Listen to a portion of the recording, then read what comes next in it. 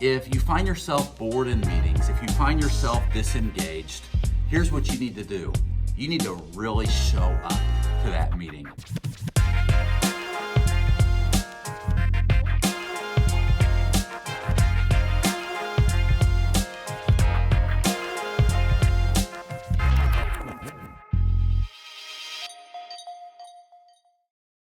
You know, I have sat through a ton of meetings, and I'm shooting this video from one of our conference tables at the Kids Matter office, and I've thought about not just meetings I've had at my office, but all those years on church staff, sitting in staff meetings, and all of those church board meetings. And as I look back on meetings, there's a book titled "Death by Meetings."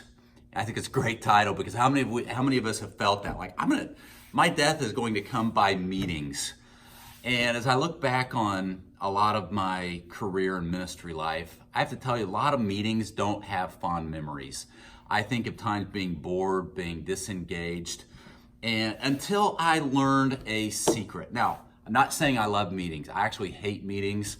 And, I don't like having meetings for any more than 30 minutes. But if I've got to talk to you for more than 30 minutes, we've got real problems, right?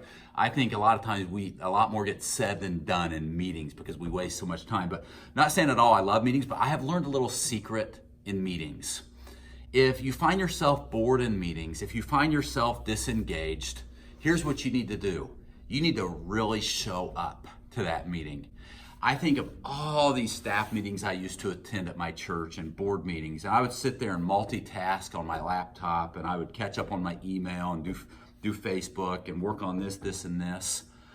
And in multitasking and not really being there, guess what? I was bored and I was disengaged. But when I chose to actually show up to those meetings, when I chose to actually leave my computer in my office and leave my phone on my desk, and to really engage in conversations, even if the conversations don't have anything to do with what I'm doing, guess what?